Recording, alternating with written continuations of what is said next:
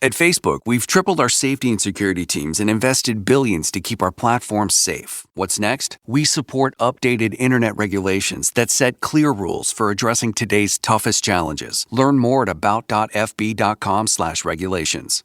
Hike the trail? Check. Order takeout? Check. Schedule heart checkup? Done. We've all adapted to a new way of living. Keep your healthcare on schedule with Johns Hopkins Medicine, where your health and safety are our highest priorities. We're ready to care for you through virtual and in-person visits across Maryland and the greater Washington region. Your health, our experts, safely caring for you. Schedule your care now. Learn more at hopkinsmedicine.org/safe. This episode of the podcast is sponsored by Grammarly Premium. Get a 1-month free trial of Grammarly Premium. Also, thank you to vidIQ for sponsoring today's show. Click on the links in the description to get your 1-month free trial of vidIQ. And thank you to Amazon Music Unlimited. Get your free trial. All you need to do is click on the link to my website.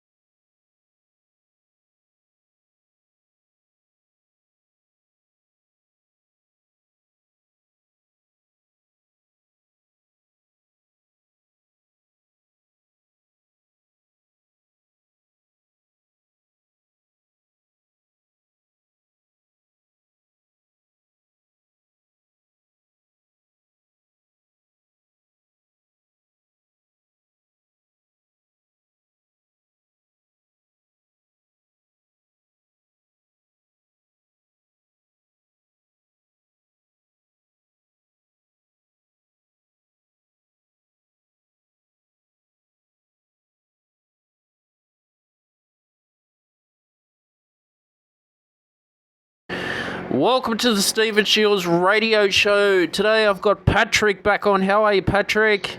I'm going well, young Stephen. How are you? Yeah, very good, Patrick. It's great to have you back on the show. What have you been working on at St. Vincent de Paul's? I'm mainly playing around with watches and things like that. Well, they have to be made work, and a few rather nice ones floating around. Yeah. A couple of mechanical ones that I'll be putting out that really are good value. But apart from that, not much. Usual kind of just muddling along. Any Rolex watches come in? No. we get ones that have labels that say Rolex. It's a fake. That's what it is. Oh yes, I mean, and somehow or another the second dial doesn't work. So we get some rather interesting fakes, some of which are actually quite good. But simply can't be the right thing. Yeah, no, because there's so many people trying to copy Rolex watches out there. Oh yeah, it's not only Rolexes. I mean, there are lots of watch brands that cost money. So there's a lot of making of, some of which are counterfeits in the sense that they are trying to pass them off as being the real thing. Yeah. And some of which are clearly just copies for the fun. Some of them you know that the label might say something like Rolex or Tag Heuer or Britex. Probably like Breitling. But when you actually look at them, you know they're not. Yeah, because a Rolex... A bit of show-off bling. Yeah. So there's no harm with them, really. Yeah. Well, because a Rolex watch, you're looking about, what, 10 grand, are you? Plus or minus. And there are actually more expensive watches floating around. We had a couple of watches branded Tag Heuer in, for instance. Yeah. And Tag Heuer watches started at around $18,000. $18,000 for a Tag watch? Yes. Some of them, yeah, better ones, yes. Who's going to pay that money just for a watch? People don't have too much money. Because the most I'm willing to pay for a watch is $300. But even that buys you a very good watch indeed.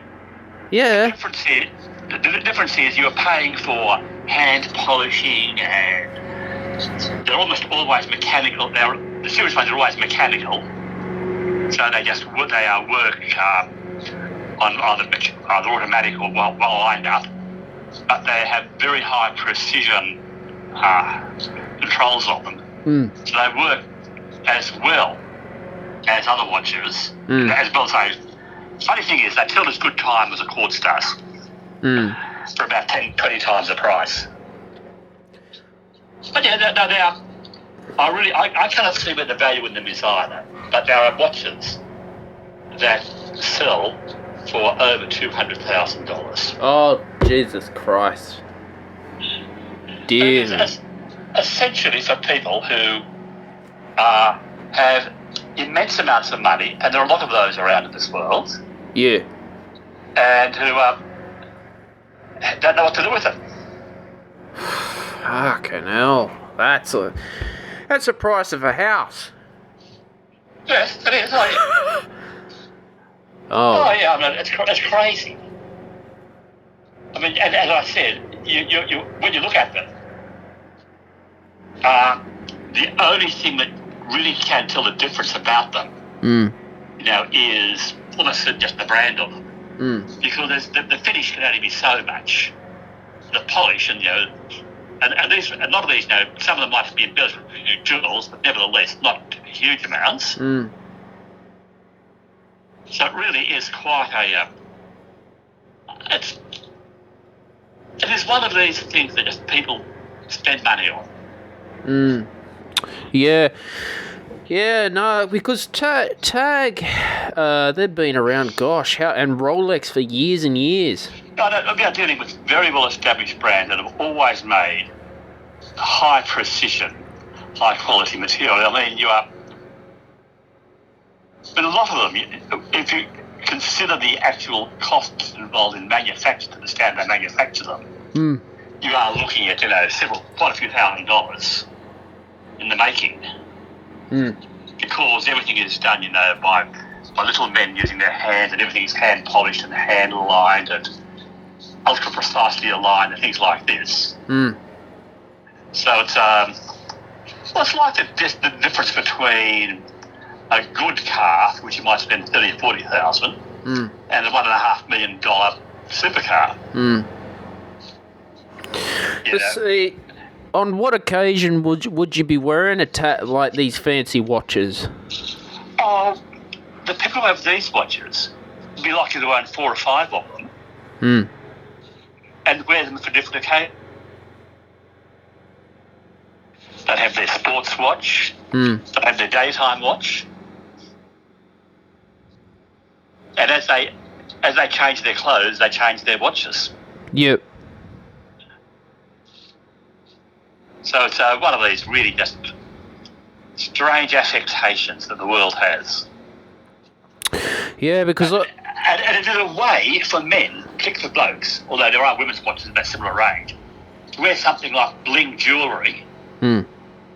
Because a lady can get away with wearing a $500,000 necklace. $500,000. Wow. Yeah, they can. Think about some of the ones, think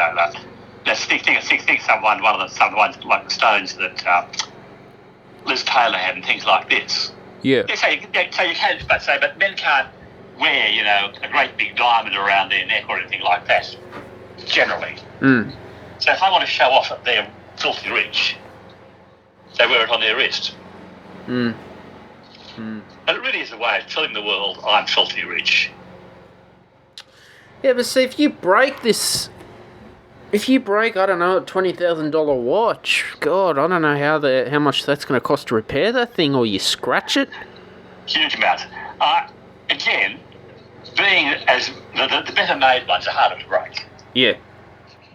For instance, the mechanisms are more secured.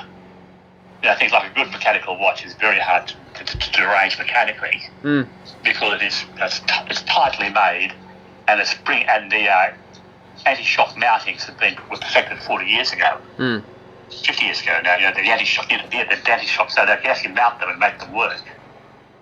And things like the crystals. I mean, the crystals are almost always on these expensive watches sapphire, which is very hard, so you don't scratch them and things like this. Mm.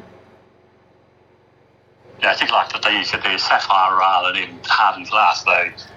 The sapphire is harder than glass. It is a very hard material indeed. Mm. So, I mean, it's... and also that people who have these kind of things are unlikely to be in situations wearing that particular watch where it's going to be broken. Mm. Yeah, but it's just one of those things. And as I said, if you're up... yes, I mean, I kind of... Because I looked them up a couple of times on Google, I get them force-fed down to me every so often. I get all these now. What is the best to watch out this week? And I kind of laugh at it. Yeah. Anyway, that's just one of these little side talks and what I've done.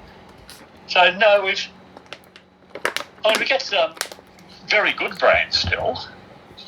We get the $200 watches and things like that quite regularly. But somebody gets tired with them, or I don't know. And occasionally we just get older watches that people have just have given away. Mm. And some of those are rather nice. So, if you're paying for a $20,000 tag watch, or I don't know, $200,000 Rolex, is that like pure gold and pure silver? Oh, no, that'd be stainless steel one. Stainless steel? Oh, yes. It might be titanium. Because I can buy a stainless steel watch for $300. Yeah, well, yes, I'm wearing a $400 stainless steel that I bought for less than that right now. But, yeah, I know, but so that's stainless steel, but titanium. But this would be hand polished, hardened. There are things like this, which means for the first year or two, they look really good. But after that, we don't know. Yeah, well, because after that, you've got to then... maintain it. Yeah, because I only wear my watches when I'm doing, like, if I'm going out or doing an interview or going for a business meeting. I don't wear them around the house. Well, that's what these watches, they're worn as part of the uniform, as it were. Yeah, in the corporate world. Yeah, it's the rich man's uniform. No, it's interesting because I don't think they sell a lot of those makes if they're pricing them so high. Oh, they don't have to sell a lot of them. And a lot of these companies, they actually probably sell more than you imagine. Because there are, the odd 1,000 or two, the odd 100 or so billionaires around the world nowadays. Yep. And quite a few people who have assets, hundreds of millions. And then all of a sudden, this isn't a huge amount to spend. It's, some of them might be 6 months' income. Some of them might be only a month's income. Which is still, when you think about it, quite strange. Yeah, I don't think even Dr. Phil would pay that. I wouldn't know about Dr. Phil. Yeah, he's got a lot of money. It's like, you get these like fancy sports cars, and they're like $500,000, but they chew. As I said, you can spend $1.5 million for a car too. But the amount of fuel they're going to chew up, you probably. Oh yes. Well, interestingly, the expensive cars are moving into the electric range. I just noticed today that Jaguar, who was far from, although they're not always not much expensive, but they are just certainly that top end range, are going fully electric. Yeah. So, which is very interesting indeed.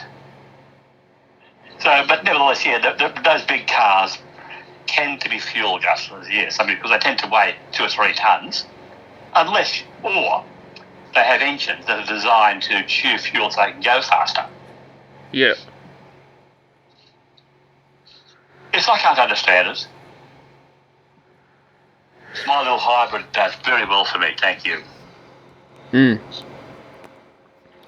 Yeah, look, hybrids, I suppose they're... what are hybrids doing? So what the hybrid is, no, it is basically it's a small petrol engine that drives the car most of the time. Yeah. But when I going downhill or braking, Yeah. an electric generator, which is reversible, charges up a big battery, so that instead of just throwing that away as heat, I can then use some of the energy that I get by going downhill or braking to drive the car. Which means that I get an extra, I save another, say, half a litre or 2 litres, litre or so per 100 kilometres. Instead of driving around 5 or 6 kilometres per 100 kilometres, I'm driving around 4 to 5 kilometres per 100 kilometres. And basically, so what it means is it increases the efficiency of the driving, of the energy use. I mean, if you watch the Formula One, what they call the KERS, kinetic energy recovery system, is the same thing. And they use something light. They use capacitors rather than batteries, which charge and discharge faster. And they don't hold as much. So I can drive for a couple of kilometres, 2 or 3 kilometres on the battery. I think that's 4 kilometres on the battery only. Yeah. But what it does is that when I'm driving, if I'm going uphill, if I'm driving quietly, it will run on the battery for as far as it can. And if I'm, say, for instance, I'm driving down from Canberra, once I hit the top of the hill around Mittagong, I use virtually no fuel at all from here to Sydney, from there to Campbelltown. Because as I go down the hill, it charges the battery, and then as I have to drive on again, it uses the battery instead of the engine. So all these hybrid cars, they're using battery more. Basically, they have a battery. They have an electric motor as well as a petrol motor. And they run in parallel. Whereas the true electrics are just that. They've only got a battery and a big electric, and they have powerful electric motors. And the true electrics have a much bigger range on the battery. They've got bigger batteries, and because they have no petrol motor. So, and then there is something called the plug-in hybrid, which is another thing again, which is a smaller motor and a bigger battery. And you actually charge the battery up at home by plugging it in. That's another thing again. But I would say the way things are going, we are moving towards some form of, probably within your lifetime, I don't know about my lifetime, cars will be all electric. Well, I think it was 5-6 odd years ago, experimenting with electric cars. Oh no, electric cars have been on the market now for over 10 years. But you have the famous Tesla. Yes. And they've got a startup, but now there is the Holden Volt. There are, I can't remember, there are quite a few of the major companies are selling pure electrics. And more of them are selling hybrids. I mean, for instance, you buy a Toyota, virtually every vehicle, Toyota pioneered the hybrid with the Prius, and nowadays virtually every Toyota in the market has a hybrid version. Yeah, the hybrids are a good car to drive. I've driven the hybrid from Toyota. Well, you hop in, you turn it on and you drive. Simple as that. Yeah. There's no waiting around for it to start up. There's no motor turnover. The motor turns on when it's needed. Yeah. But you pull away, and it's not that little bit of punch because electric motors have a little bit more torque. Yeah. So it makes for I think it's a good drive. Now, they're a nice car to drive, the Toyota hybrids, Patrick. You know, I mean, the cars now, they've got a rear dash camera in it. You don't have to turn your head. You can just watch your camera in the car. Yeah, well, you have to check first, because the camera only covers that immediate behind area. It's like a look. Ah. Don't get caught that way. You can't. No, seriously, I've been caught myself once by not looking hard enough. No, we're not there yet. Oh, no, the rear camera is about about that immediately behind thing where small bodies can be found. It's made to stop you running over people. Yeah. It also helps when you're parking. Because you can see the car behind you. Yeah, I mean, you look at Tesla, right, with Elon Musk and Tesla. Yeah. Teslas don't use petrol. That's right, they're fuel battery cars, yes. But if you're driving Tesla in Australia, I don't see many charging stations for them. You can certainly drive from here to Melbourne comfortably. In one sitting, you don't have to Not fuel much, up. with appropriate recharging. See, there are the Tesla recharging stations. Then the NRMA has some. I believe there's one over at Mittagong, for instance. And over the years, I mean, they're only just starting. And because of the shape of the country, they're not everywhere. But over time, it's one of these... What demand is there for this charging station? Not as... And also, you charge at home. A lot of people, for instance, use a solar panels on their roof. They have a big battery, and then when they get home, they charge their car from their solar power. So they end up paying nothing for their fuel at all. Yeah, I mean, well, Teslas, there's in America, there's like charging stations for the Teslas everywhere. Oh yes, and but as I said, Australia is slow in adopting this one. But the problem, don't know what. I think there is some politics involved. Without going too political, there is some, it's too green. Well, there's partly that, but also because of the fact that Australia is basically two cities split by a long empty corridor. There are a lot of people who have what you already have, which is range anxiety, are worried that they're going to run out of petrol, run out of energy, run out of battery, run out of juice before they get where they're going. So there is that. So they're kind of, but there are more on the road than you would imagine, I would say, and there are probably more charging stations around than you imagine. See, how do you service those cars? Because our mechanic, I don't think he'd be able to fix them. Well, there are lots of specialists around, and basically,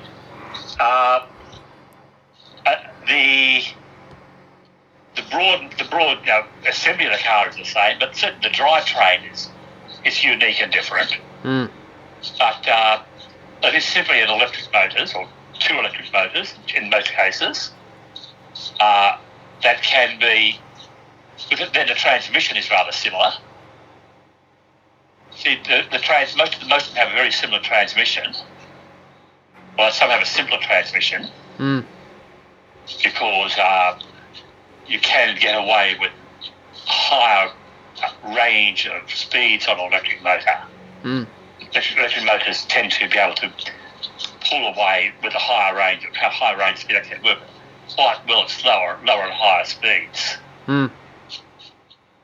Things like this, and also electric motors can develop a lot more torque, so you don't need that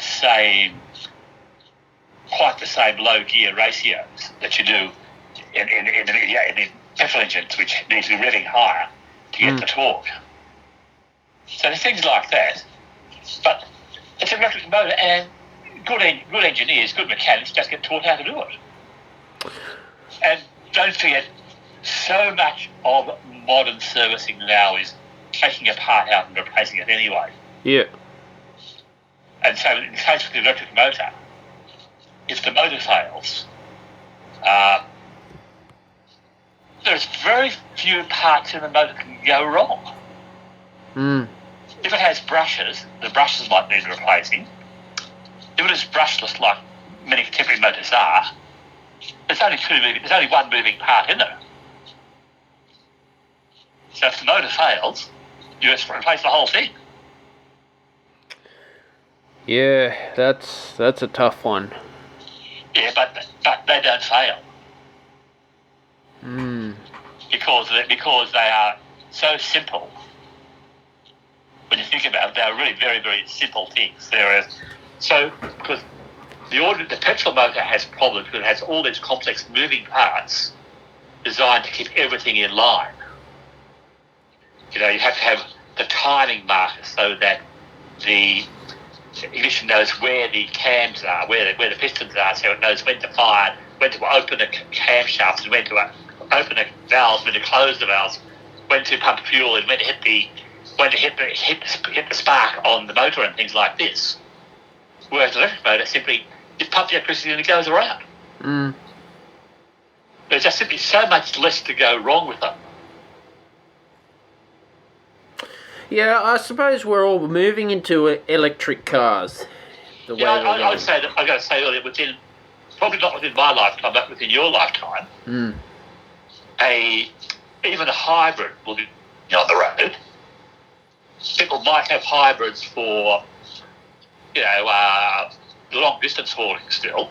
You might still see them being hybridised, but with charging stations everywhere, you'll see that 90% of the vehicles will be, probably within your lifetime, will be electric or something similar. I mean, there's a lot of talk about using hydrogen, which actually replaces the liquid fuel, but then the hydrogen has to be manufactured. And to manufacture the hydrogen, you have to use electricity to manufacture that anyway. So all it is a way of carrying electricity around anyhow. And you still end up with the same complex engines. So I think the hydrogen is a bit of a first. There's a lot of people who are pushing it, but I think it's a bit of a first. Things like transport. What it means is you can do simple conversions on current engines to run hydrogen, but you then have the problem of manufacturing and transporting the hydrogen. And you still have the problems, as I've already mentioned, of the mechanical engine being very complex. So you look at the number of moving parts in even a four-cylinder engine, and any one of those moving parts can go wrong.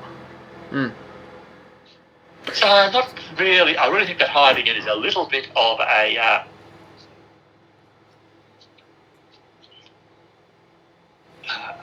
bit of a spurious lead. But it'll have its place and it will work. Certainly we will find hydrogen floating around too. But all of these things are really conditioned on getting electricity in the first place. And when you think about it, it's the getting electricity that is the big thing in Australia. We have lots of sun. We have quite a lot of wind. And they're all very good ways of making electricity, making electricity. We also have some fairly high hills with water on the top of it, which is where we get hydro. And hydro is, as this so-called Snowy 2.0 goes on about, is about pumping water back up so that you can use coming down the hill to regenerate electricity. Not really the most efficient way of doing it, because you've got to do it where the dams are, and you lose when you're pumping and you lose when you're converting back, but nevertheless. And there are the big batteries they're building nowadays. They're building another big one up in 100. Whether you're having a not moving off the couch while you watch the game kind of day, or a no time between conference calls kind of day, it can still be a delicious Dunkin' kind of day. And with Dunkin' now available on DoorDash, it's easier than ever to get your faves brought right to your door. So if you're looking for coffees, donuts, and breakfast sandwiches in the morning, craving some afternoon snack and bacon, or in need of Dunkin' refreshers for a PM pick-me-up, we've got you covered. Order now and get your faves brought to your door through Grubhub, Uber Eats, and DoorDash. Price and participation may vary. Exclusions apply. America runs on Dunkin'. The sweet aromas of the apple fritter, cinnamon roll, and blueberry muffin are hard to resist. So making it the rest of the way home without reaching in your McDonald's bag is no easy task. But nothing worth doing is easy. Wake up and pair any one of these sweet, fluffy, frittery bakery treats with a McCafe iced coffee. Get any size and any flavor for just 99 cents until 11 a.m. Price and participation may vary. Ba-da-ba-ba-ba. Valley, apparently. So we can run with batteries to store electricity. So the real things are generating electricity and then storing it. And storing it is really quite tricky. And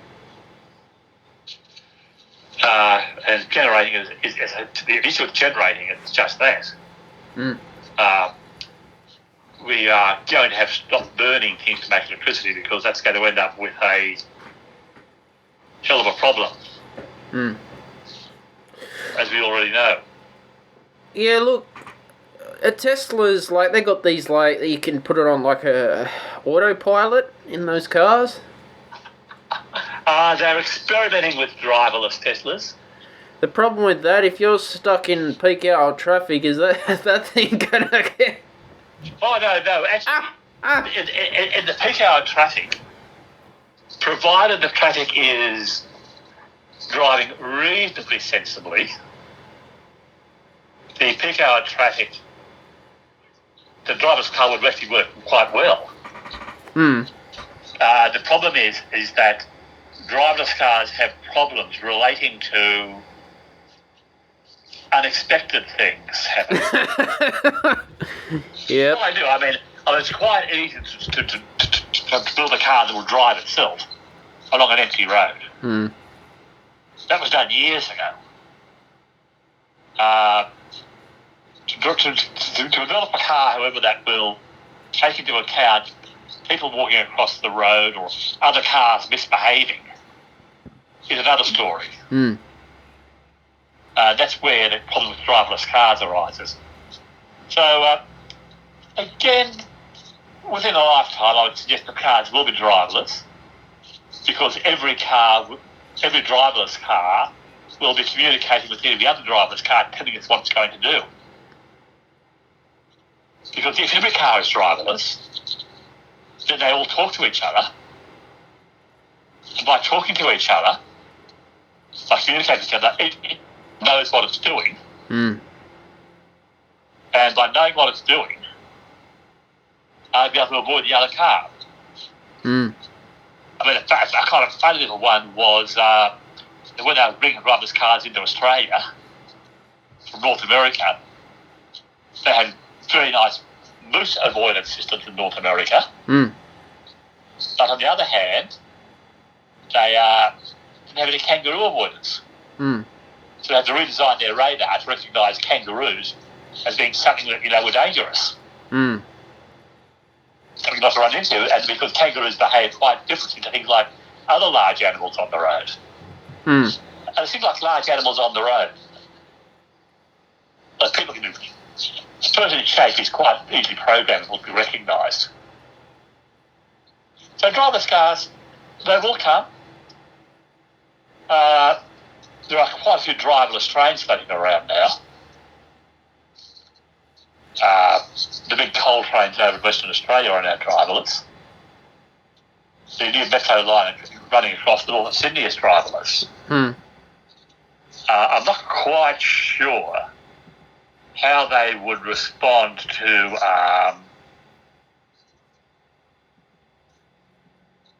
an accident with the line. Yes, I'm blockage on the line. I'm not sure what kind of radar or forward-seeing mechanism they have on them. I know that in China, the ultra-high-speed trains, the very high-speed trains in China, are remotely driven. The point being that they go so fast that it doesn't matter how far the driver can see in front. If there's something on the line, it's not going to be able to stop anyway. So they have to keep the line clear anyhow. If you're travelling at 300-400 kilometres an hour on a 1,000-tonne train or a 500-tonne train, then you're in strife. Because you basically, there's no way that's going to stop in the distance that anybody can see. Well, that's the problem. We're not quite there yet with driverless cars. I mean... No, we're not quite there with some of those silly little details. But certainly there are driverless cars on the road. There are driverless cars working. A lot of them now require driverless cars to have the driver still active. Well, even... Otherwise, just in case something does go wrong. But after all, let's not forget that most planes are now effectively driverless. Well, they've got autopilot. Well, that's what I mean. In most aircraft, as I said, they're effectively driverless. Pilotless. I mean, in fact, it's possible for a plane to be programmed from the moment it finishes taxiing to the moment it lands. Although they tend to use the pilot still for taking off and landing. The point being that if something does go wrong, if it is under automatic control, then the response time of the pilot is greater to turn off the automatic than if it's already flying. Yeah. If something goes wrong, it takes longer to respond. One little side, just that's something I read in the last few days. And I think that it makes sense. So, but nevertheless, most modern aircraft, certainly passenger aircraft, the pilot turns and says, I want to fly at this altitude in this direction to that point. And the plane says, very good, sir. Brum, brum, brum, brum. Away it goes. Whereas, which is actually a lot safer generally, because the plane is almost certainly going to be. The only problem is if somebody makes a mistake with putting the stuff in, or in strife, or if something actually goes wrong, then there's more strife. Well, you look at a fighter pilot. They've got an autopilot system on their fighter jets. Yeah. But most aircraft, the bloke flying it. Yeah. Is relying on the technology, a lot of technology to keep the plane flying. Really modern aircraft, particularly passenger aircraft, are fly-by-wire, which means when the pilot pulls the stick back, instead of that automatically turning the ailerons up at the back of the aircraft to tip the nose up, the computer says, the pilot's telling me he wants to go up. And the computer system, in the meantime, then determines what action the plane will actually do, what the actual controls do. The pilot no longer directly controls the plane. He tells the plane what he wants it to do, and the plane then does it. Which I think is quite different. Which is something like how the pilot's car works. How the driver's car works. You say you want to go there, and the car then goes there. You don't say turn left, turn right. You don't. So if you want to turn the car right, imagine I want to turn the car right, instead of throwing the steering wheel over hard right, throwing the car into the spin, like automatic braking on a car now. It says, you're going so fast that you can turn this far, and I'll have to turn this, I have to go this way to drive these things. So it's much more complex in its arrangement. So we're going to see lots of things like this happening as well. But a fly-by-wire in the modern aircraft means that it's a radical change in how they work. But see, autopilot that's been around way before I was born. Oh, yes. I mean, simple autopilot is essentially locking the control, telling the plane to continue flying with this rudder. And the original autopilot simply was essentially a little latch that locked the controls into a setting. Something like cruise control in a car locks the speed in. See, the original, historically, autopilot didn't actually do anything more than keep the controls in the same setting. I put a little trim tab on the trim tab on the rudder and things like little trim tabs, so that if you need to keep that rudder just slightly off the centre, and what does it, the plane deviates. It has a very simple, you have a gyroscope or something. Most of the gyroscopic. If the nose started pointing away from the direction it's supposed to be pointing, I put a correcting rudder in. But they were very simple. The modern autopilot, you say, I want to fly at this height to this point. And the plane then takes you to that height and flies you at that height to that point, taking everything into account. It's a much more complex process behind it. See, what happened to Concorde? Because that thing was flying on... Was that on the edge of space that would fly and it could get you from... No, the Concorde was flying high, but only high. But they could get you from London to, I think, France in, 3 hours or something? I was London to New York in 3 hours. Ah, New York, yeah. They're big money with the transatlantic routes. They're at one stage flying out to one of the Middle Eastern airports, and then switching over to conventional aircraft to fly to Australia. Yeah. There were two problems. It cost a hell of a lot. Yeah. Didn't carry a huge number of passengers. Wow. It was a long, skinny plane. It ate up fuel like things, and so it was never a huge profit maker. Yeah. So when we had the disastrous accident in France, that kind of just closed it down. Yeah.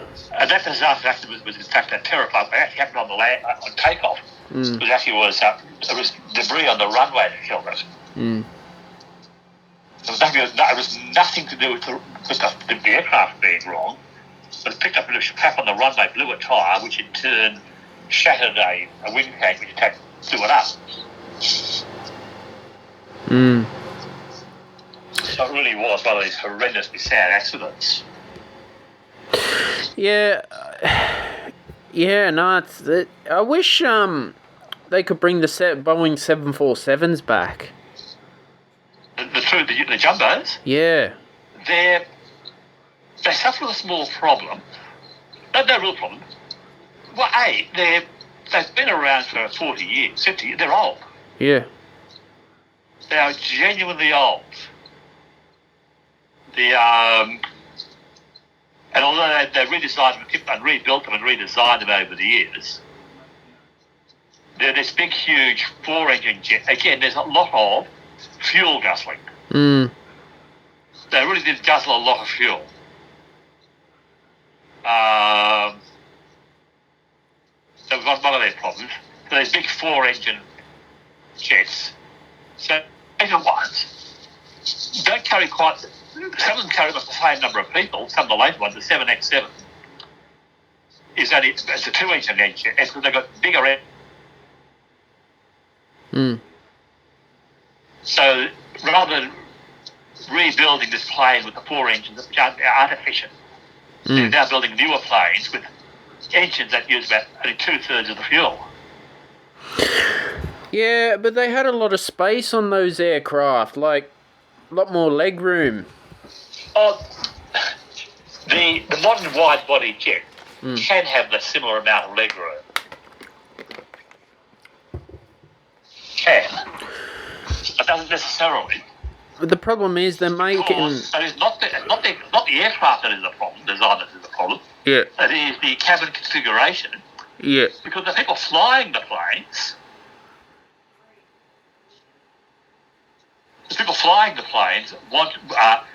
want to get as many passengers in as possible. Yeah, but it's no good to your health. Hike the trail? Check. Order takeout? Check. Schedule heart checkup? Done. We've all adapted to a new way of living. Keep your healthcare on schedule with Johns Hopkins Medicine, where your health and safety are our highest priorities. We're ready to care for you through virtual and in-person visits across Maryland and the greater Washington region. Your health, our experts, safely caring for you. Schedule your care now. Learn more at hopkinsmedicine.org/safe. Yeah, I know we know that, but that's why people flying the planes. Yeah. Want to get as many people in as possible. So instead of having, when the Airbus first came out, the big, and that's the 7X7. Yeah. Which is the biggest Boeing. They had these wonderful pictures showing, spacious cabins with people sleeping, etc., etc., etc. And yes, they have passenger spaces like that on them. Mm. But for most of the passengers, they say, we just put lots of people in there. Mm. And we just pack them in.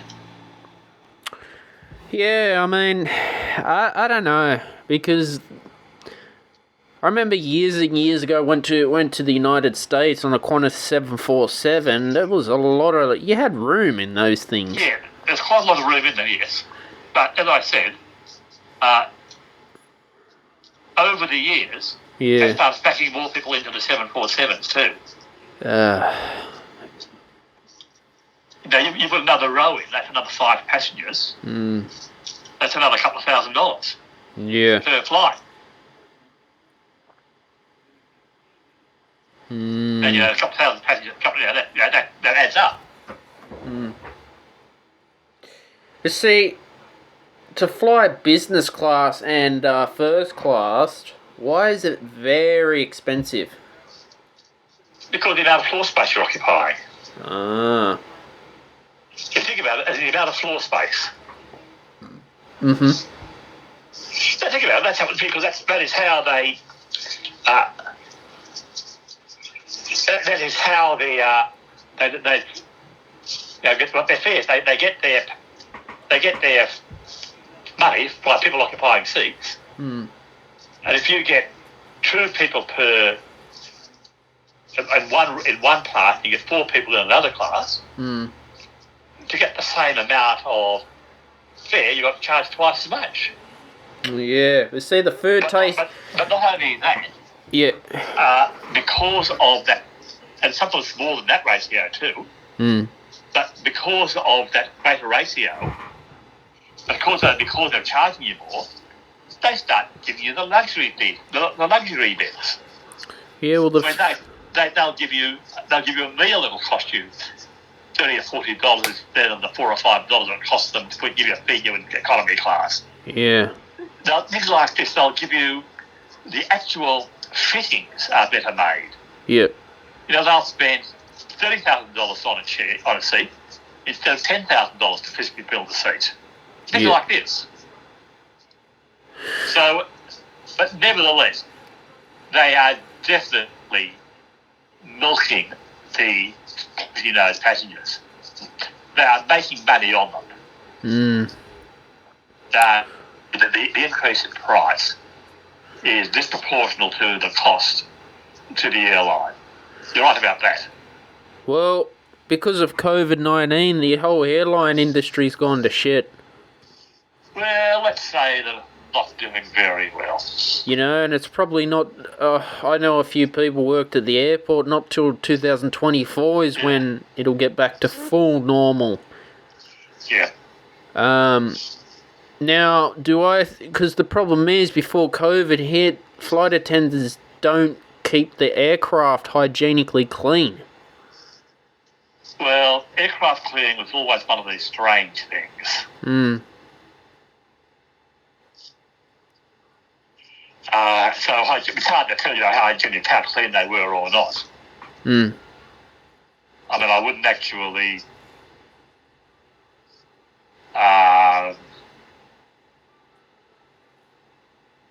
argue the toss one way or another about how clean they kept them. Yeah. But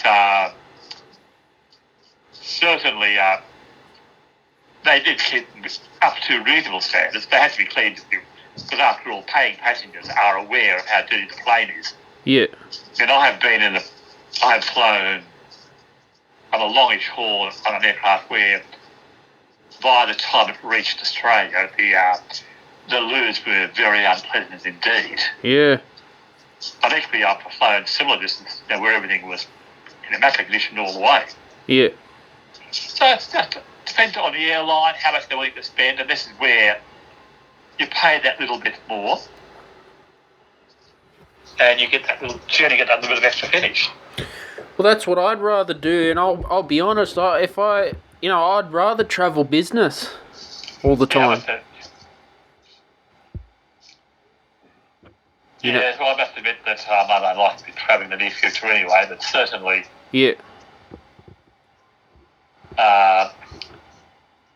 The front end of the train is much more comfortable. I've flown pointy ends once, but that was quite accidental. Well, it was basically because I was flying on a plane that was effectively a charter flight. That meant that because the regular customers were all down the back of the train. The regular customers, only a handful of us, were put up the front. So we had the biggest seats, but we didn't have any of the first class amenity otherwise. We didn't get first class bills or anything. So anyway, that was just all good fun. That was many, many years ago. But I do feel airline travels, it's going to change a lot now. When the vaccines start coming in and working, it'll be very much like what it was 50 years ago, where you had to have your health certificate to get on the plane anyway. Well, the government's talking about, having a green card, or it has to be on your... Well, that's basically what we had to have anyway, 40 years ago. There were many places in the world where they wouldn't let you in unless you had the appropriate paperwork. So you have to... There are still parts of the world where you have to have your yellow card to get in with yellow fever vaccination. And 30 years ago now, in Africa, there's still countries in Africa that require you to have a cholera vaccination certificate. How do you get that certificate? Well, they're around, and basically you have to apply for it. Oh, you don't get it for your... Medical practices often have them. Oh, okay. It's a WHO yellow card. Oh, yeah. And otherwise, your travel agents have them. Yeah. And your just doctor puts it in there, then has to have the appropriate stamp put on, and then just becomes legal. Yeah. No, that's fair enough, because the Liberal government, I think they're gonna actually, they're gonna actually put on your Medicare record that you've been vaccinated for COVID-19. They're talking about putting it. Well, actually, it's interesting. The My Health, which is part of the MyGov system, they've just made it mandatory that all vaccinations be reported. Up until now, only mandatory, compulsory vaccinations had to be listed. Yeah. So when I checked mine out, I had none listed. But and that would then be available on your phone. It's up in it's part of your My Health record. Yeah. But they're talking about some kind of app relationship, something through an app. See, I don't feel comfortable with that. Well, it's now going to happen anyway. Yeah. Well, the thing is, your vaccination history, they record your vaccination history. The important thing about this is it makes it portable. If you go somewhere, then you can establish that you've been vaccinated for this or for that if you need to be. For instance, I had to get a vaccination certificate to go to an aged person's home last year. Yep. And I had to prove that I had the flu shot. I was able to do that, but I had to prove it. Which was interesting enough. So, this kind of record does exist. And I'm not hyper concerned about my vaccination history being on a record that is potentially insecure, which is probably your main concern, because it's because I am vaccinated. The people who are anti-vaxxers, people who are opposed to vaccination, are probably the ones who are more concerned, because they would then be identified much more readily. It's not that. It's just it's privacy things, Patrick. Well, as I said, quite a bit of privacy concerns. And to me, it is not going to be highly unprivate anyway. In the sense that this whole mess of information, there's so much of it that individuals are going to be buried in it anyway. If you think about it, as individuals, we are going to be buried. And the thing is, if it were highly sensitive, highly personal information, highly sensitive, then I'd possibly be concerned. But if it's everybody, then 20 million records. There's quite a few records if you think about it.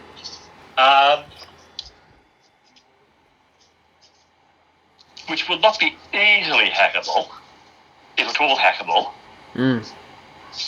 You'd have to be rather really want to do it to identify any individual in it. Because in these records, I'd be identified by my number, not by my name.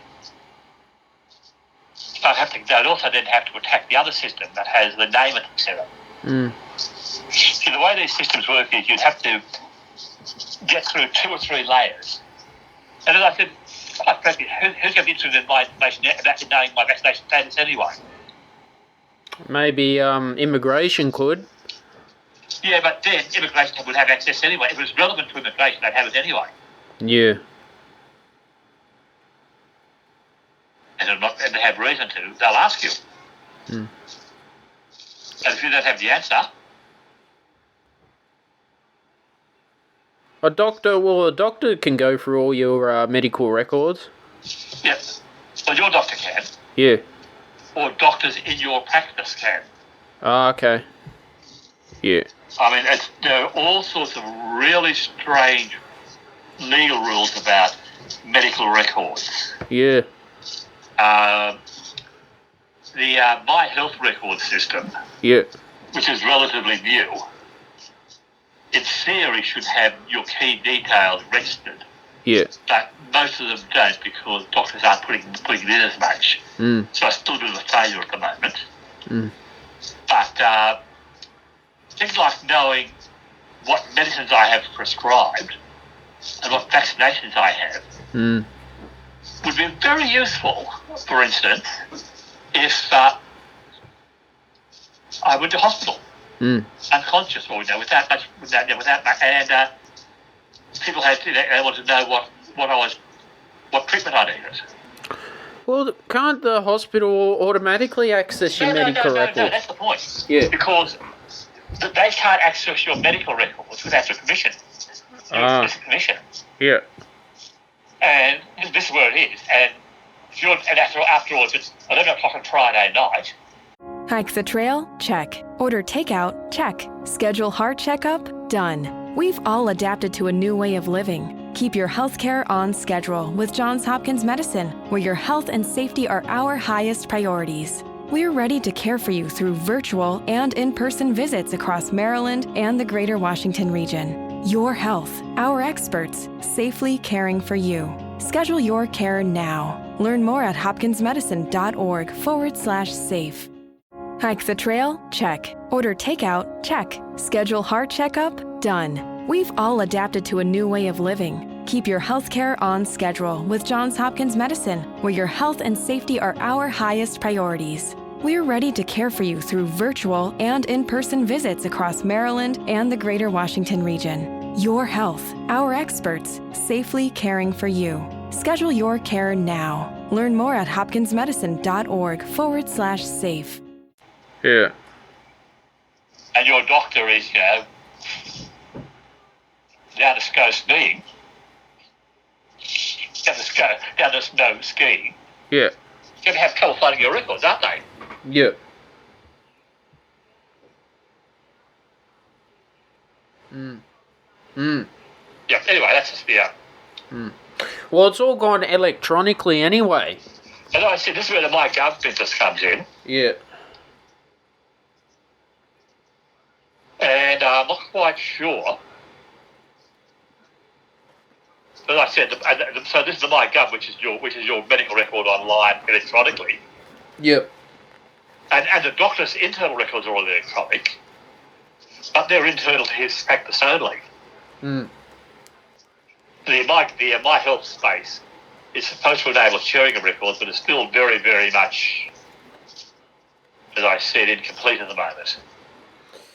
Yeah, I don't trust it. Oh, well, I don't distrust it as much as I distrust some of the other things floating around. Mm. You know, it's... How much more do people want to know about us, Patrick? Well, this is, as I said, this information like your vaccination status should be semi-public anyway. Yeah. But to me, it's not as personal or as private as some of the other stuff about me. Yeah. But there are some factors about, say, some of my illnesses that I wouldn't necessarily want people to know. Mm. For instance, if I had some psychiatric issues, other not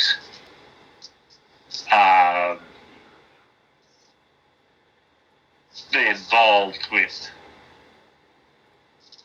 that being necessarily highly publicised. Mm. But on the other hand, things like my vaccination status, I would not be as worried about. Mm. Mm. Anyway, that's me. But anyway, like, there's talks of the vaccine coming around next month in Australia. They're talking within weeks, yeah. How are they going to vaccinate everyone? Is it a letter in the mail, or...? It'll be letters in the mail, it'll be publicity, there'll be all sorts of ways of doing it. And how are we going to get it from the GP, or you have to go to the COVID thing? This is interesting. If you are getting the Pfizer, yeah. in other words, if you're on that particular list of people, then you have to go to a centre. Yeah. Because it has to be very, very carefully handled. It's like a yellow fever vaccine can only be given at certain places. Yeah. Because it has to be handled very specifically. Yeah. On the other hand, if you're getting the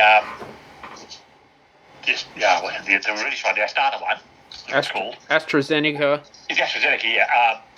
That can be kept in a normal fridge, and that will almost certainly be through GPs or maybe even pharmacists. How many vaccines for COVID do we need? Is it 2 or 1? It'll be 2 shots, like certainly with most of them at the moment. So so you get the first shot. When do you have to get? 2 to 4 weeks later, you get the second shot. And that's it. That's it. We think. Even with the Pfizer vaccine. Yeah. There is no long-term efficacy measured, because after all, these vaccines have only been around for 6 months. Yeah. Mm. So it's very hard to test over a period of a year, to see how long something's going to last for. Well, I think in the United Kingdom, it's frontline workers, it's mandatory to get it. It's mandatory, but there are certain people who will be told to have it as part of their job. Yeah, that's fair enough. I mean, there are certain people whose employment would require them to have the vaccine. Yeah.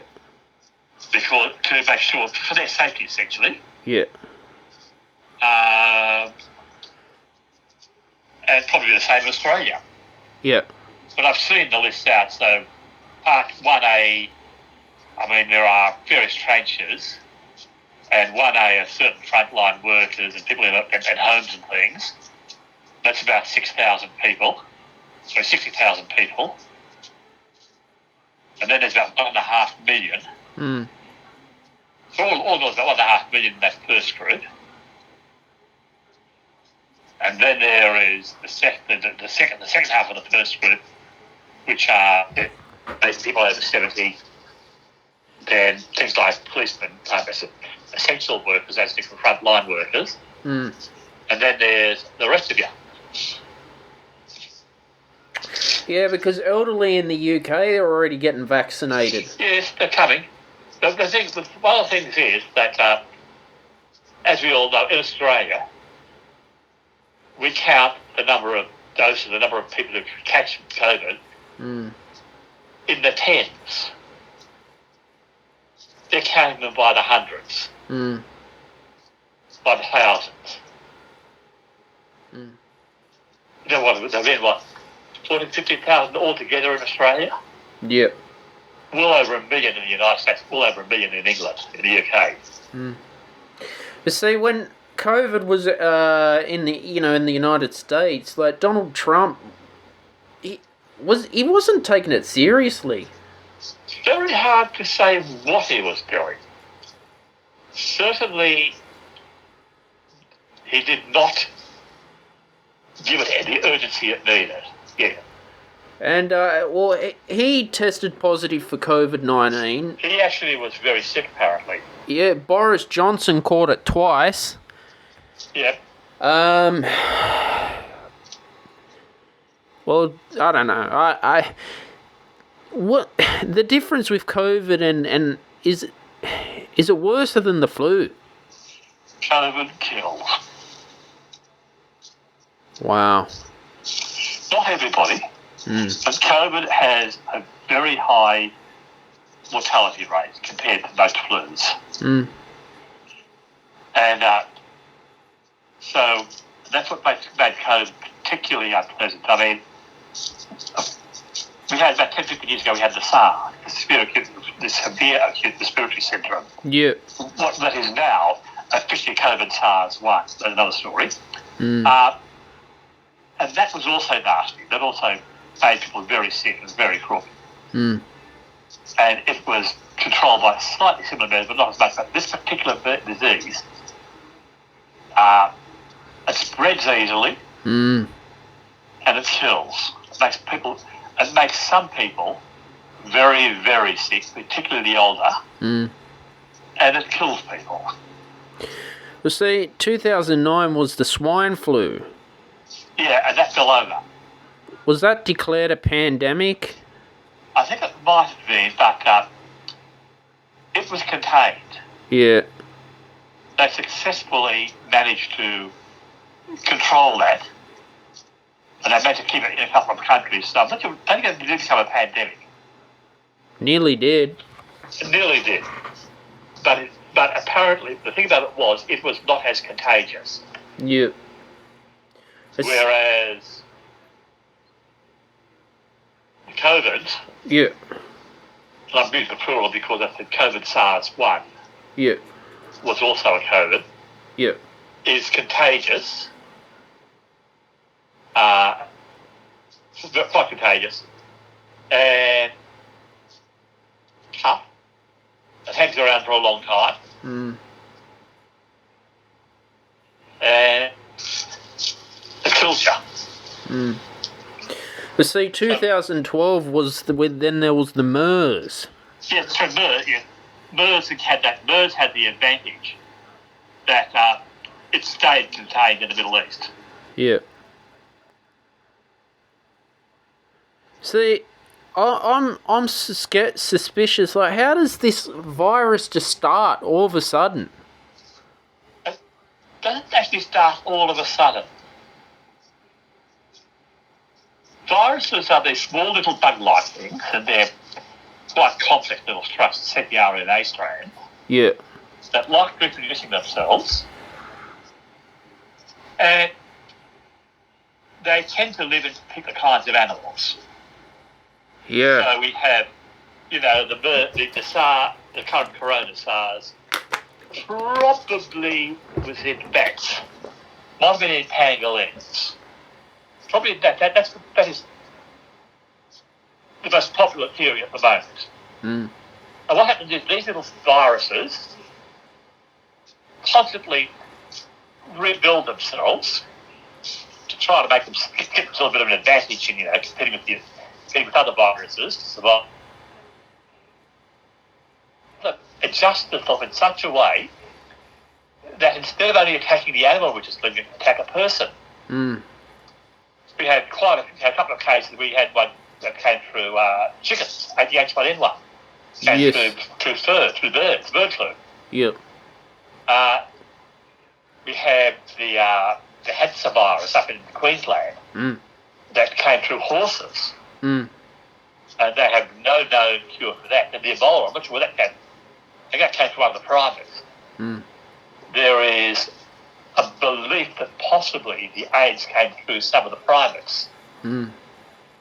But anyway, these viruses, so they said, I've got to adjust myself. Oh, good heavens, I've found somewhere else I can live. Mm. Oh, I can live, and as a person, I can live in people. Mm. And says, you're a beauty. Yeah, the trouble is when it starts living in people, it bumps them off. Mm. Because that's not a very good strategy. Well, really, they should live with the people, and let the people crook enough to spread the virus, but stay alive so they spread it to more people. Mm. If the virus is really smart. Mm. So the virus actually, so these viruses, as they mutate, every so often the mutation from being one that had, and by sheer bad luck, it's just sheer bad luck, it happens that this virus that hits people happens to kill people. Started in Wuhan, China. Well, this is where it was first noticed. And almost certainly did. There are, the Chinese are still pressing the theory that it actually came somewhere else. Yeah. Because in fact, it often turns out that the place where it's first reported was somewhere like, for instance, the so-called Spanish flu Yeah. of just after the first. Not as many people as the war did. Yeah. In fact, started in America. Yeah. It's called the Spanish flu because that's where it was first reported. Mm. So quite possibly, probably it came from Wuhan. It was certainly first reported in Wuhan. And Wuhan is the kind of place where that right interface, that right connection between people and animals and lots of people living together is the ideal place for a virus to start. Mm. Because what you do is you've got to have people, lots of people living close to each other, and you've got to have the animals with the bugs being brought close to the people. Mm. And Wuhan had that thing in the markets there. Yeah, well, you got to consider, apparently in Wuhan they're like cooking bats and all that. Well, that's just food. I mean, I wouldn't eat a bat. I know you wouldn't eat a bat. Ugh. But it is just food. After all, a bat is a small mammal. Do they carry like rabies? Well, so do other animals. Yeah, dogs. So do a lot of other animals. Yeah. But the thing is, not that way. Australian bats don't carry rabies. What's that? Australian bats don't carry rabies. Yep. Because we have yet to have rabies loose in Australia. Yep. Thank heavens. On there are various maps of the world where there's a thing called the rabies line, because rabies isn't everywhere in the world. Mm. So things like that. So a bat is an animal, a small animal. Yeah, absolutely. So if you eat small bird, you eat a small bat. Mm-hmm. I mean, there are not 20 kilometres from here, families that 20 years ago to my knowledge, were eating the small birds. Mm. The little sparrow-type sized birds are smaller. Mm. Because basically they take the whole bird, cook the bird whole. Mm. like the way you cook whitebait. Mm-hmm. So things like this. But what you eat for food is cultural. I mean, 10, 15 years ago, I doubt whether I'd have eaten eel. Eel. But now I like it. Now I go out, I eat it regularly. Was it an electric eel? No, just eels generally. But yes, just eel, yes. And an eel's just a fish. Yeah. I have eaten guinea pig. Mm. People eat rabbits. Kangaroo as well, that's nice. People eat kangaroo, people eat crocodile, people eat emu, people eat...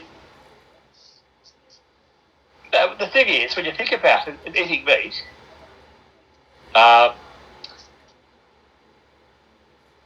what you eat, what you eat, is strongly determined by your cultural heritage. Mm.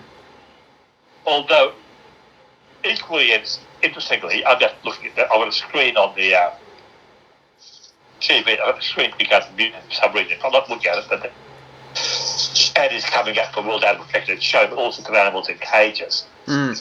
Most of which are being kept for other reasons. A lot of them are being kept for food. You see, most top carnivores aren't good eating because as a top carnivore, their meat has very strong flavour of what they've been eating. Mm. So generally people eat herbivores. Generally we eat herbivores rather than carnivores. Yep. Which is one of the reasons why we don't eat dog. But there are cultures where dog meat is a valuable food. Mm. Horse meat Mm-hmm. is served up in parts of the world very regularly as quite routinely. Mm. There are horses that are bred for meat. Mm. Just as we have cattle bred for beef, there are horses that are bred for horse meat. Mm-hmm. Yes, for most Australians that is unimaginable. They say, you can't eat horse. Mm. Why not? Think about it. Yeah, well, every country's got their own delicacies. Exactly, yeah. You know. No, it's just interesting. I was watching Mastermind a couple of days ago, Mm. and one of the contestants was running a cricket farm, Mm-hmm.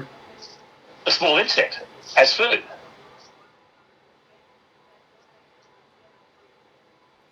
You know, you have fried cricket for breakfast. Yep. I've yet to do that, but nevertheless, it makes sense. Mm-hmm. Mm. Yeah, I mean, the world's always evolving all the time, Yeah. you know. The world's evolving, we're evolving, and what we see. Now, as I said, and one of the things I'm giving you talk about food is the way we relate to food in Australia has changed so much over the years. When you think about it, mainly because we have been exposed to so many different cultures, so many different types of food. You know, we would never have thought of eating. Mm.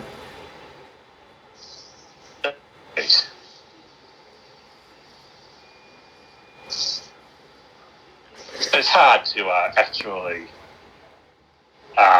be precise. You know, I mean, the thing is, by now I've forgotten what I would regard as exotic when I was growing up. Interesting. Things like a lot of these icky garlicky things, you know, I would never have eaten as a kid. Mm. You know, things like this.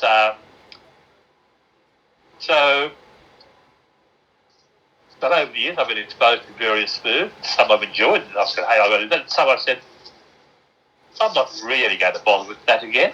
Mm-hmm. Not that there's anything wrong with it, But it's funny, but things that you kind of go, look at, very often aren't as you imagine. Yeah. It's like, for instance, different cheeses. I was really surprised the first time I had goat milk cheese.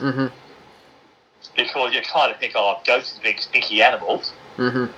So mentally I had, goat's cheese is going to be one of these stinky cheeses. And it's not. It's actually a very, very mild, very, very, almost very lightly flavoured, but very delicately flavoured cheese. So it's quite counter to what I expected. Well, speaking of cheese, there was that coon. Definitely didn't regard his name as an insult or a racial slur. It was named after a Dr. Coon. Who actually first manufactured that particularly, I'd call it a cheddar, really, that cheddar style cheese in Australia. Yeah. And it was a very Australian brand. And because the word coon in Australia never really had any kind of racial overtones. I mean, it's only in the last 10, 20 years so that with the word coon has had any kind of racial meaning in Australia. And prior to that, we just had coon cheese. So was this a legal thing from the court that they had to change that name? No, it was purely voluntary. Oh, okay. Basically because they were trying to sell it to America in particular. Yep. So much was Australian American, Australia, because they're selling it to America, they just couldn't keep using the word coon in America because it's now frowned upon. But see, that how long has that cheese been around for, Pat? Before I was born? Cheese? Yeah. Oh, well, I've known it for 60 years. I think it's been around for about 800 years. It's been around forever. I think it goes back to the 1920s. Wow. It has been around a long time. Certainly, as I said, it was the strong cheese that was bought when I was growing up. Yeah. Well, basically, when I was growing up, there were three cheeses. There was something called Velveeta, which is effectively a cream cheese. There was Kraft cheddar, which was a soft cheddar, and then there was coon. Yep.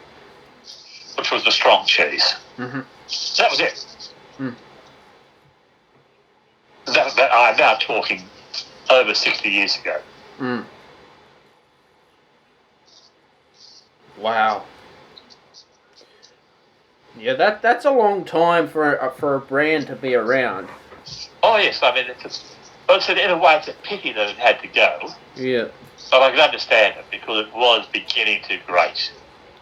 Well, how come they didn't change the name when they started it? Well, because when they started, the word was not what the word was. The offensiveness of the word wasn't regarded as being important. Yes. And it was, after all, named after the Dr. Coon who manufactured it. Yeah. It was actually named after a person of that name. It's not as if they were simply making up a name that was going to be about. Yep, yeah, I'm just thinking, yeah. Yeah. Thinking, I like that. Yeah. I thought you were gone. I was like, whoa. Yeah, no. Okay, it was originally called Red Coon, and I've actually got it. It was first manufactured in 1931 as Red Coon, which I do remember actually. And then it became simply Coon in 1959. Yep. And then the Kraft Walk cheese and became, when it got to America in about the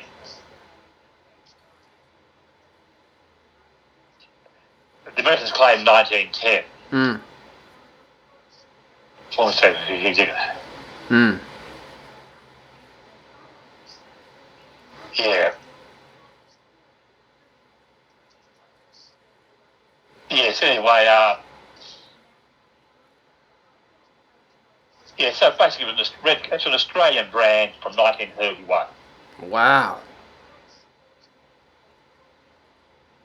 became Coon Tasty, and it was an Australian brand. Mm-hmm. Well, there was an American brand as well. But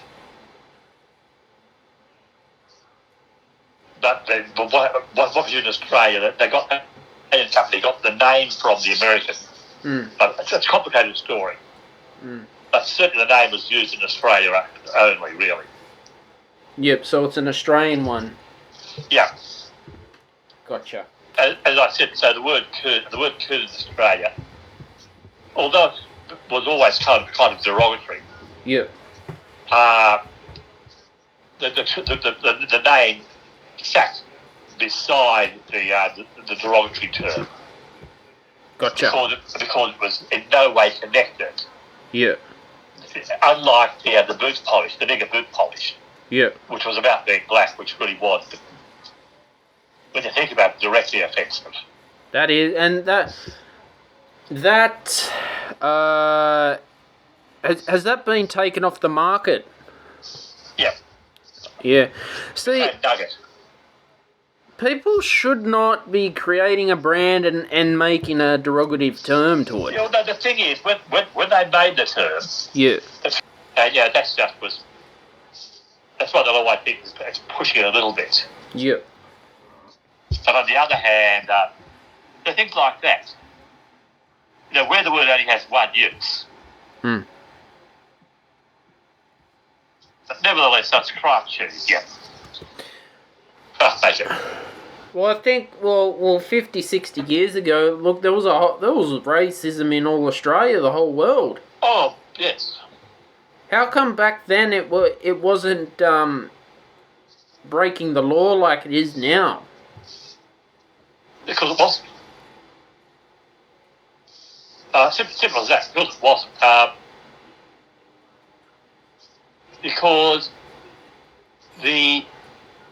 a couple of things. Generally, first of all, bear in mind that my generation, I grew up with, a generation who believed in the natural superiority of the whites anyway.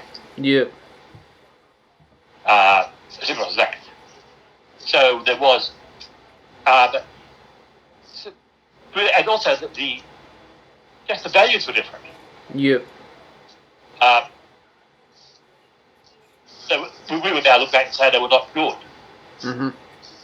Because there was a couple of things: a lack of awareness of the damage that was doing to the subject. Mm-hmm. And also a lack of awareness of the subject that was doing to the emitter. Mm-hmm. And also just this just general belief of superiority, so they don't matter. Mm-hmm. There are actually other slightly more other factors involved as well when you think about it, obviously. Mm. But really, so it's different times, different matters. Mm. Mm.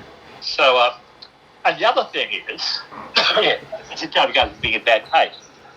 As I said, at my time, you find it in standard text. Mm. So that's just simply. Hike the trail? Check. Order takeout? Check. Schedule heart checkup? Done. We've all adapted to a new way of living. Keep your healthcare on schedule with Johns Hopkins Medicine, where your health and safety are our highest priorities. We're ready to care for you through virtual and in-person visits across Maryland and the greater Washington region. Your health, our experts, safely caring for you. Schedule your care now. Learn more at hopkinsmedicine.org/safe.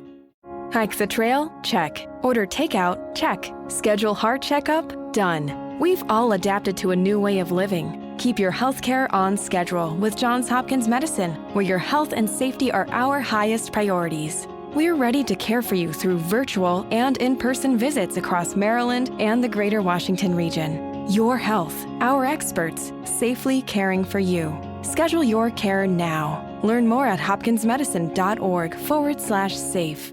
It was simply a non-valued description. Mm. Over time, picked up. Mm. Often a negative value. and therefore becomes problematic. Mm.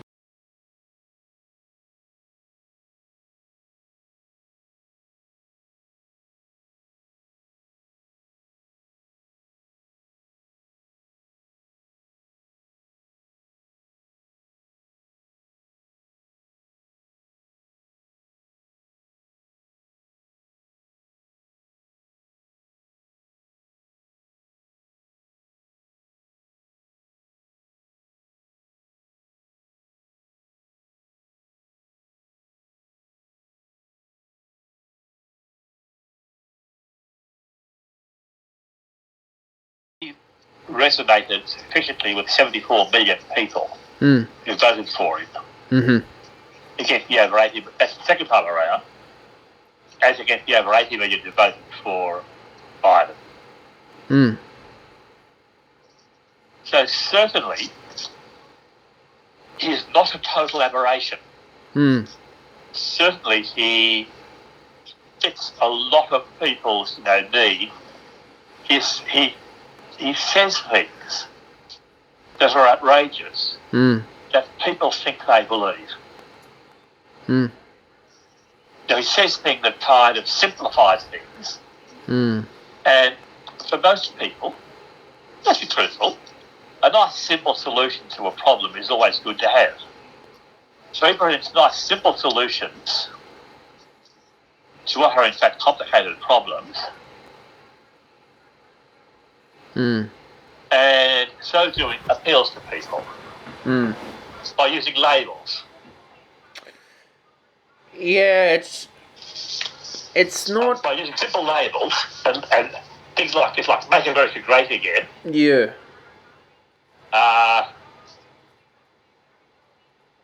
Is ignoring the real reason why America has been slipping, which was its laziness. Yeah. And it was. It's like Australia has slipped radically because of its laziness. Means that it appeals to people. It's easy to understand.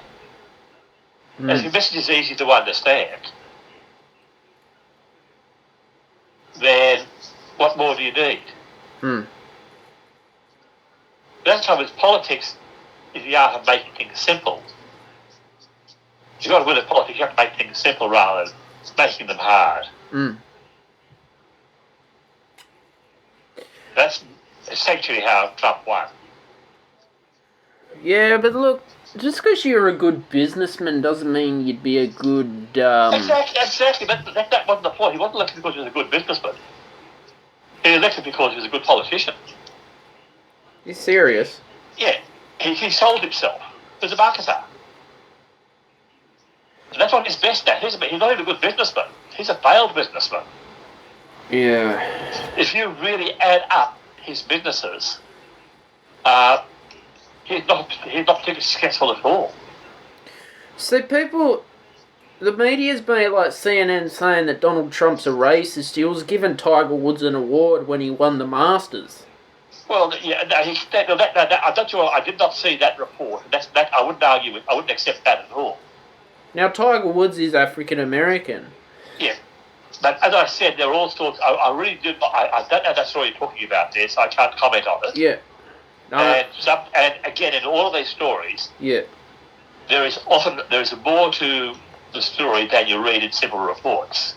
Yeah. But as I said, certainly his attitude towards Mexico was rather simplistic. Basically, just you've got to keep all those dangerous Hispanics out. Yeah. And things like this. So certainly, he is more nationalist than racist. So he's more about my America.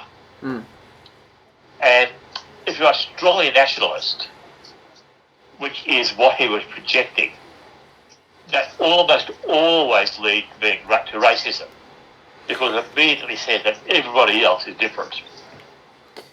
Yeah. Everybody else is lesser. I don't understand, because I've I've spoken to some people I know live in the States. They like him. Exactly. A lot of people like him because he makes it simple. I don't know. They got a weird system there. Yeah. It's like it has to be a huge party for them when there's an election. I don't know. Okay. Yeah. You know.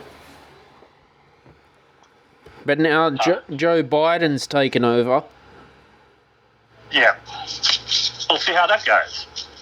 True. You know. It's interesting. Certainly he got in and undid a lot of things that Trump did peremptorily. He did something peremptorily. Yeah. Well. Look, when Black Lives Matter happened last year, and, you know, the death of George Floyd, which is very sad. Yeah, that was an horrendous experience, yes.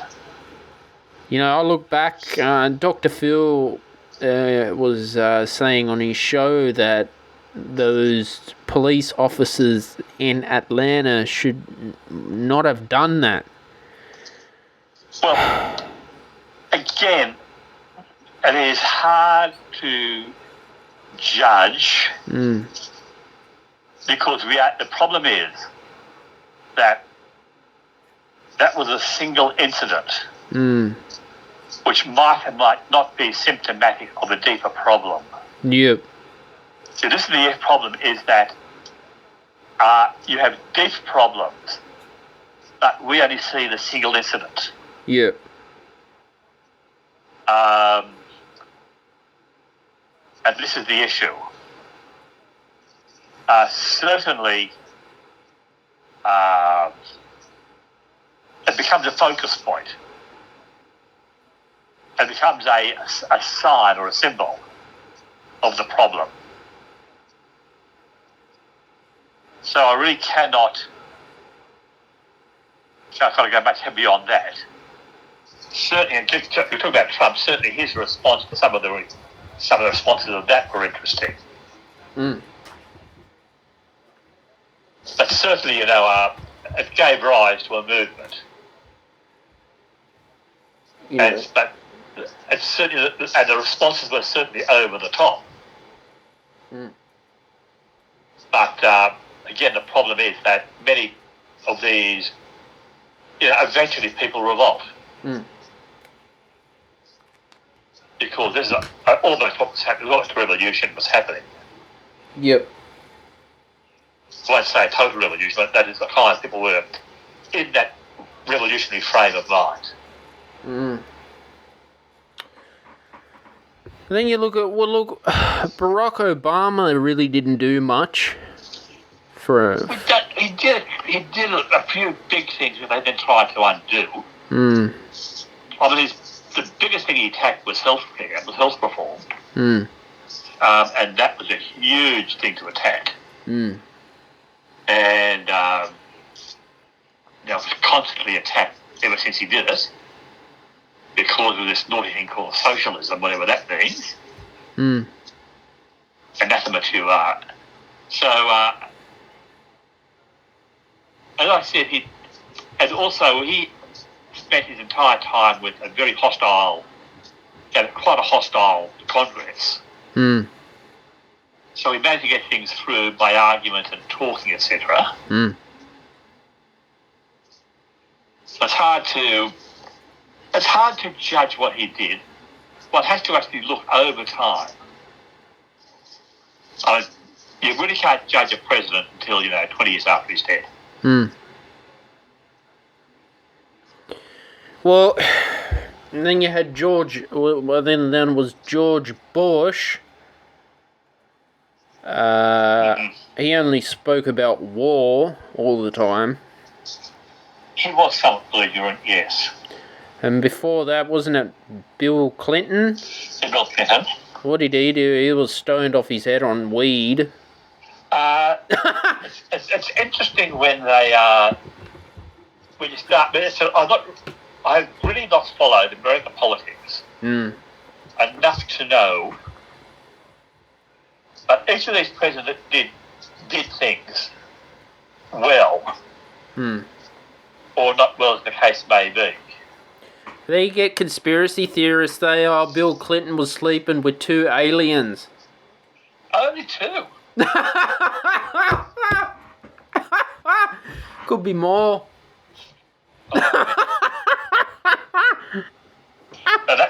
That is one of the most off-the-wall ones I can see. I really like that one. That one is music. And then, they were saying that aliens are hidden in Washington in the White House as well. Oh, really? It's just, no, it does not really hang together very well. Nah. No, but the problem with the America is it's all about war. It's all had to be war. Well, over there. There is a sense in which a country that was founded in war. And one of the things is that a good war does kind of give the country a sense of purpose. And it's interesting that when they didn't have an external enemy to fight, they declared a war on drugs, whatever that might mean, or a war on terror, whatever that might mean. They use that language. I agree with you there.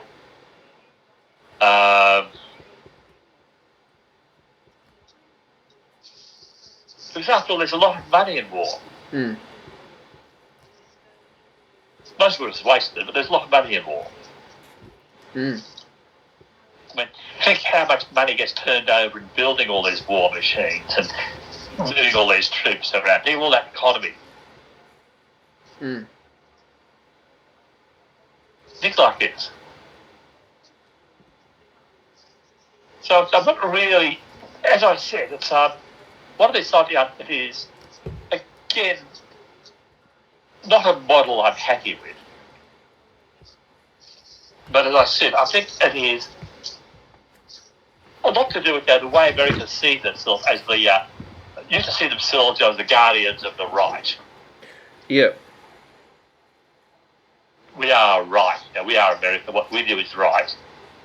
And we will defend this right. The way we do it, we'll impose this way we do it is right on the rest of the world.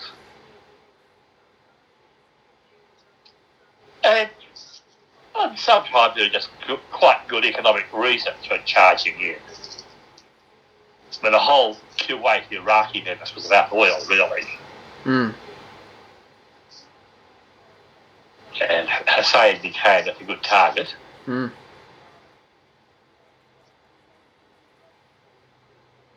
things like this. And also sometimes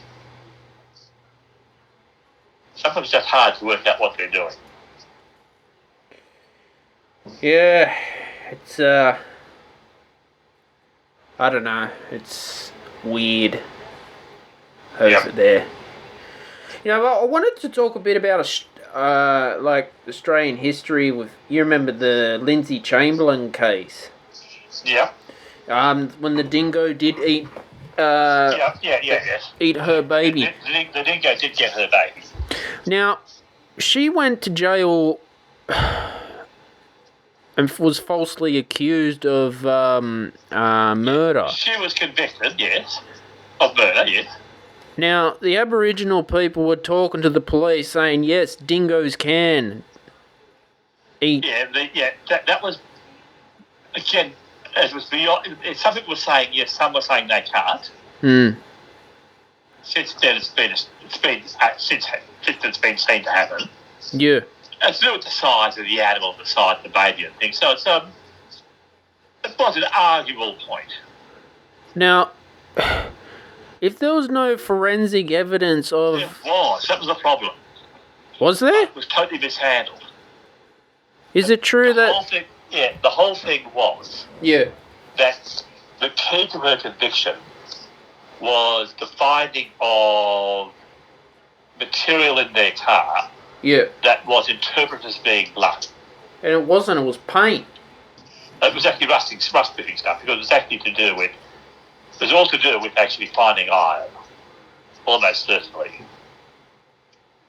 Almost certainly something to do with fluorescein, almost certainly. But certainly, and the fact was the resistance in the paint had a similar chemical composition, yes. Had a similar kind of iron content. So yes, it was to do with paint and things, yes. So how, if you get all these clever detectives and forensic scientists, how do they find Lindsay Chamberlain guilty for a crime? Because the clever detective forensic scientists at that stage saw what they saw. Yeah. And there is a lot of that around. I mean, whatever you might see if you watch Channel 10, and you have this Gus Grissom saying, the evidence cannot lie, is simple nonsense. So the evidence is always interpreted. Yeah. And what happened was that on incomplete information, incomplete thinking, they hadn't actually done the full research, the full gamut of information on that particular test they were using. And somebody looked at that test and examined it more carefully and did a few more other things and said, oh dear, this test doesn't show that at all. So at the trial, that was probably the key evidence for conviction. Oh, and the fact that dingoes didn't take babies. Dingoes didn't take people. And up until then, there was no evidence for dingoes in that area taking babies. This is the point. I mean, this was the first case, probably. Although since then, it's come out there were other similar cases reported or not reported, so maybe again. It was a poorly handled case at the time. And so the other problem was that the way the lady in question reacted, she,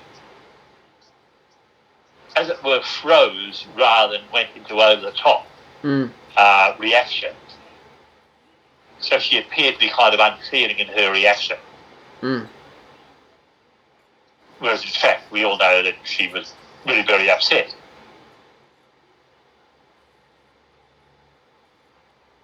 And so this counted against her also. Yeah,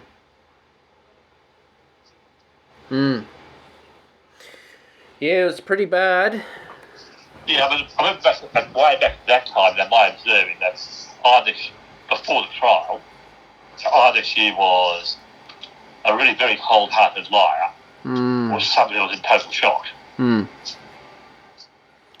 Yeah, because I wasn't even born when that happened. Yeah, well, you see, that's the thing. You're a baby. You're a pre-baby. Yeah. No, it's, What state of Australia was that? It's up to Uluru. Yeah. Northern Territory. It was it's now Uluru, it's dead air's right. In the camping ground there. So there is a significant wild dingo population in that area.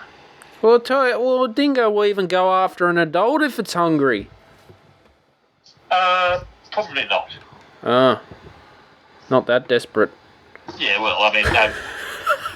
The dingo is a dog. It's a medium-sized dog. If you think about it, it's a small to medium dog. It's not a big dog. People tend to think of it as being big, but they're not. Quite a small, quite a compact animal. So, when you look at it, at the size of its jaw and things, it would be surprising for it to be able to carry a baby away. At first glance. But then it turns out, but then you can think about it, things that are at first glance surprising aren't always true. Well, did the forensic team end up recovering the baby, or they couldn't? No, the baby's never been recovered.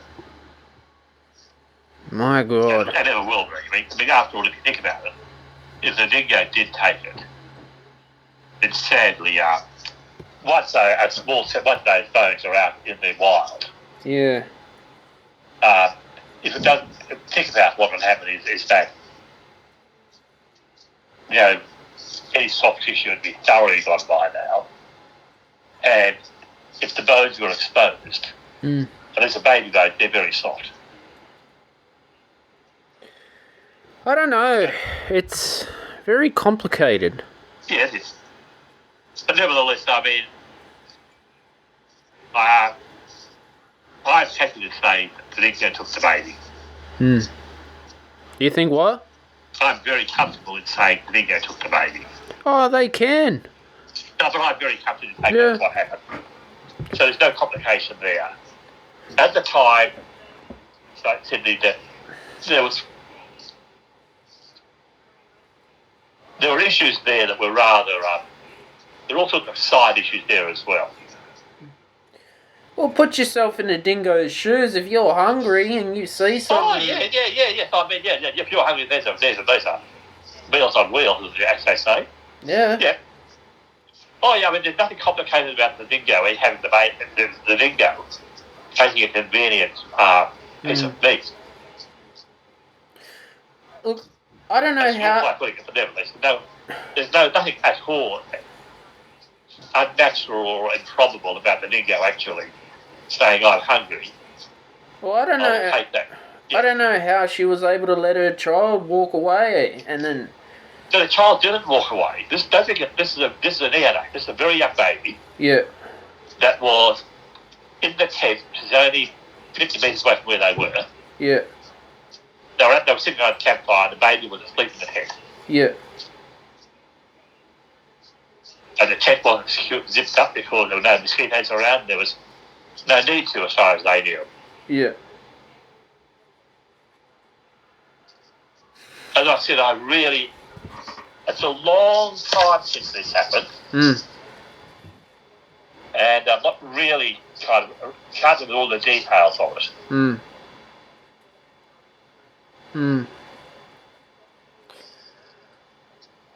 Yeah, but... Well, if she was innocent, then she should not have gone to jail. I know, but she should not have gone to jail. That's a paper, that's a given.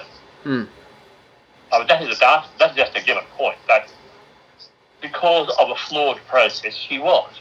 She was found guilty. So the act of sending her to jail was at the time not wrong. Not in itself wrong. That act was not unlawful. It wasn't improper.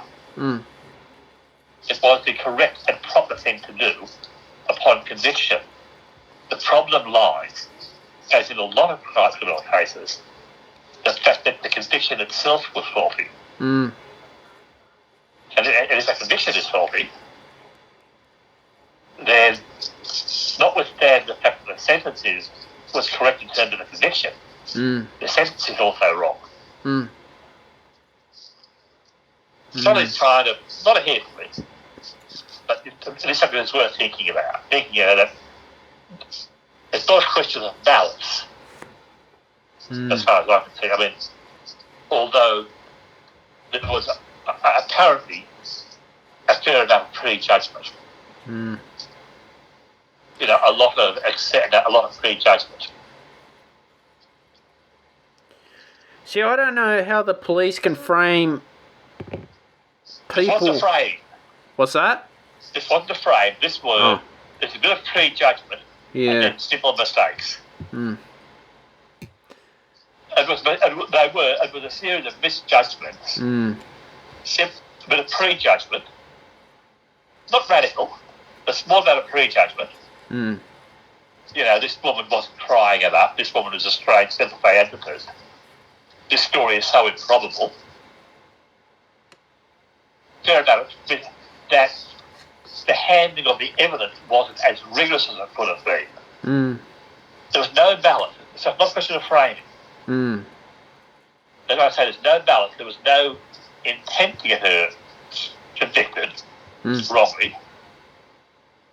The intent to get her convicted because there was a belief that she was guilty. But the belief that she was guilty wasn't really supported by the evidence and was almost certainly at least partly founded on, as I said, very prejudicial factors ruling against the ladies. Mm-hmm. Which meant they weren't the people involved weren't quite as open to seeing alternatives. Yes. I mean, some of the stories floating around really is quite scandalous. The name of the child being somehow the death angel and things like this. And the fact that she was a Seventh-day Adventist, which somehow made her a mysterious cultist. Things like this. But that's all media. Oh no, this was media as such. This was in the media, but the media was simply following the zeitgeist. They weren't creating these stories; they were reporting these stories. Mm-hmm. You don't see a lot of the stuff that the media beats up. Occasionally they do create stories, but occasionally they also are reflecting the zeitgeist. Mm-hmm. This actually is something I say is what Trump did. Mm-hmm. Trump, in many ways, reflected the zeitgeist. Mm-hmm. That's what he started earlier. In some way, in many ways, reflected the feeling of a lot of people. And he articulated this.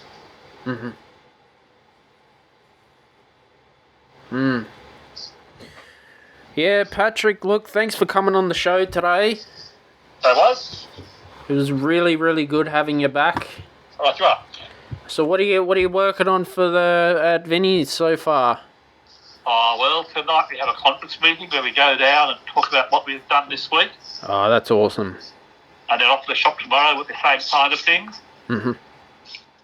And apart from that, I really don't know. Getting prepared for Easter. Yep. Hopefully you guys can have a proper Easter party this year. Oh, we never know our luck in the big city. Yeah. Hopefully things get better. Yep.